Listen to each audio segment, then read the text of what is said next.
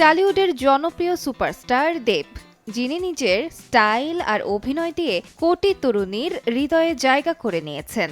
৪২-এ পা দিলেন এই গুণী অভিনেতা। আজ জানাবো দেবের জীবনের নানা জানা অজানা তথ্য।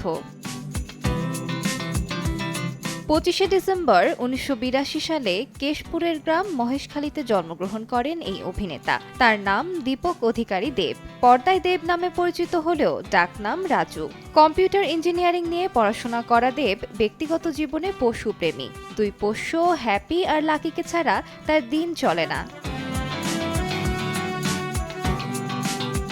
টলিউডে দেবের প্রথম ছবি ছিল অগ্নিশপথ, যেখানে তার কো-স্টার ছিলেন রচনা বন্দ্যোপাধ্যায়।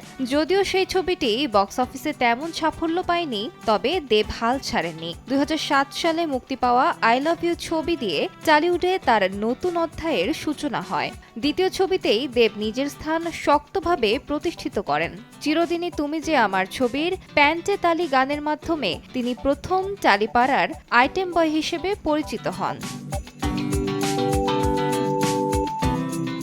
সদ্য মুক্তি পাওয়া খাদান দিয়ে টলিউডের বক্স অফিস চাঙ্গা করেছেন দেব। আর জন্মদিনেই এই সিনেমা দিয়ে নিজের ফিল্মি ক্যারিয়ারেও নতুন রেকর্ড গড়ে ফেললেন তিনি। দেবের ফিল্ম ক্যারিয়ারে সবথেকে দ্রুত গতিতে এক দিনে ১ কোটির ঘরে প্রবেশ করা ছবি খাদান। টলিউডের এখনো পর্যন্ত সর্বোচ্চ আয় করা সিনেমার রেকর্ড হোল্ডারও দেব।